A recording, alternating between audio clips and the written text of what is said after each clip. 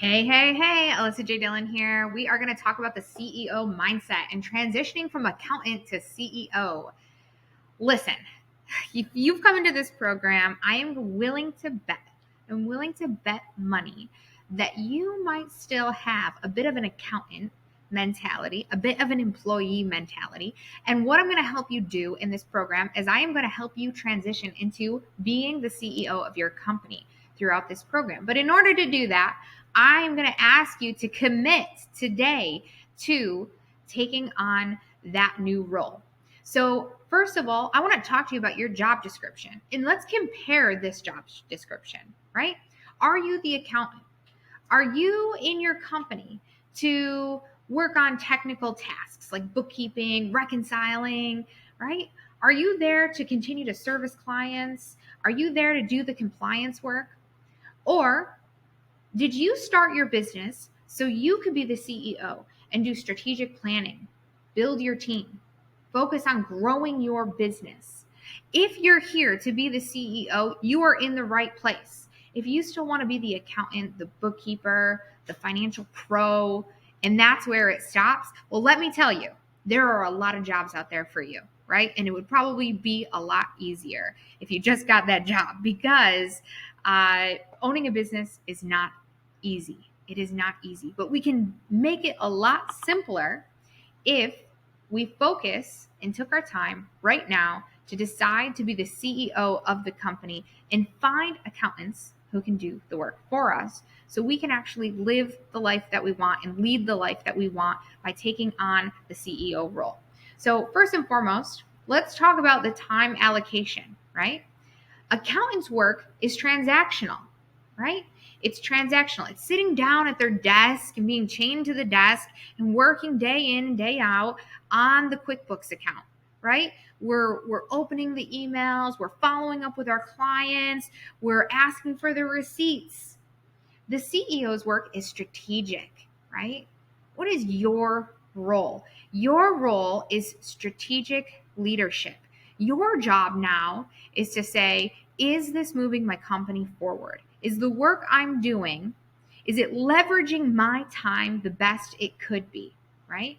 Are you holding other people accountable, and are you making decisions, or are you just reacting to clients' needs day in and day out? Are you understanding how the CEOs are accountable for their entire business and not just the accounting department, right? There's an entire business that we have to run here. There's marketing, there's sales, there's client success, right? There's the accounting and bookkeeping that needs to be done for you. Time allocation for you is higher level, and I want you to start remembering that. I need you to start thinking from that higher level perspective right now, starting today. So your CEO mindset, the mindset fundamental that I want you to start embracing in this very moment, is the big picture thinking, the importance of the strategic vision and the long-term plan. Not just how am I going to get these books reconciled today, not just what money am I going to make tomorrow, but I want you to start thinking as the visionary that I know you are. You created the vision to start the business you have today, and you are here likely because you realized that you wanted something bigger. You wanted something so much more. And so now it is our job to continue to be that visionary and start thinking about what that company looks like. I need you to focus on risk assessment and management, right? Managing expectations, managing the risk of decisions that we make for the company, right? Your ability to make calculated decisions for long-term benefit, right? You made the decision to join this program for long-term benefit, not just to get the immediate ROI, but the long-term ROI. What you will learn here will affect the rest of your life. It will affect the rest of your business. And hopefully you know that. Embracing leadership. There is anything that you should be doing within this company, it's not just marketing, but it's not just marketing, it's not just sales, it is leading. And it is finding the people that can support you, right? That holds you accountable to moving your company forward and seeing you as a leader. Not just the leader for your team, but the leader for your clients and the leader for your community. And you can only do that through effective communication, motivating your team, and creating company culture. Creating company culture. Right? So we are going to focus on developing these skills, business acumen, right? Understanding business, not just understanding business from the financial standpoint. A lot of you understand financial reports. You understand the daily work that has to be done from an accounting standpoint, or maybe you have a grasp of what it looks like to acquire a client. But I want you to understand what it looks like to run a company and read financial statements, not just for compliance, but for business insights. And not just for your clients, but for you. What do your financial statements mean for you? And are you making decisions based on your financials? If your bookkeeping right now is not caught up, please get it done. Please catch up with your bookkeeping right now. I am going to hold you to a new standard. I'm going to ask you right now to get your bookkeeping caught up. Please. If you are going to expect your clients to make decisions about their financial health of their company based on financials, you should be doing the same. Please get your bookkeeping caught up. Know exactly what your financial health looks like. Review those financial statements. Look at your P&L. Look at your cash flow. This is a healthy practice.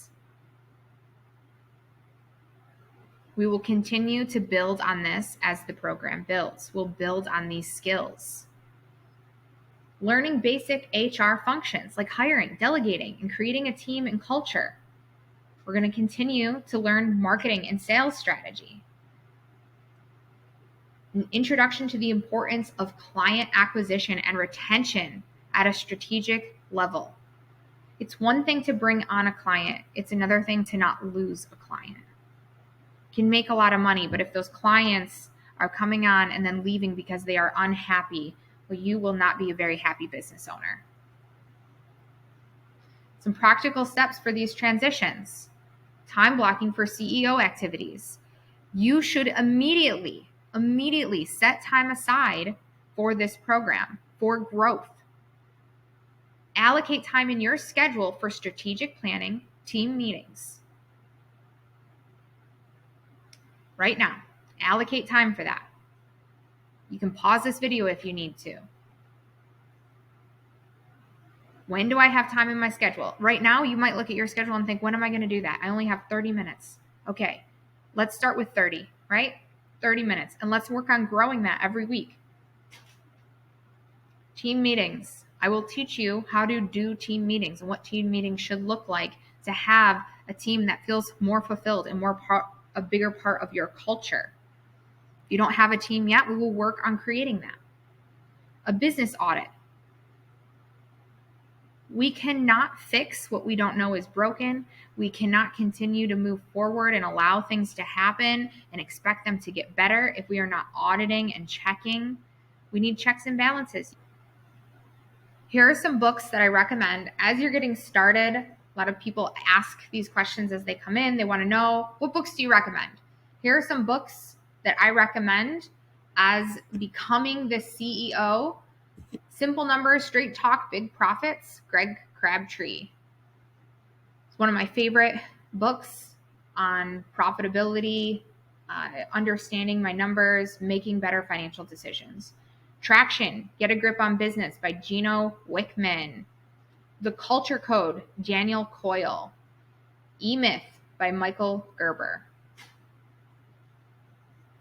Your next action steps. You can take a step right now, list some action items to start embracing the CEO mindset immediately. What are some things you're doing right now that you know that you should not be doing? What are some things that you want to start doing? How can you embrace the CEO role? All right, CEOs, I will see you in the next video.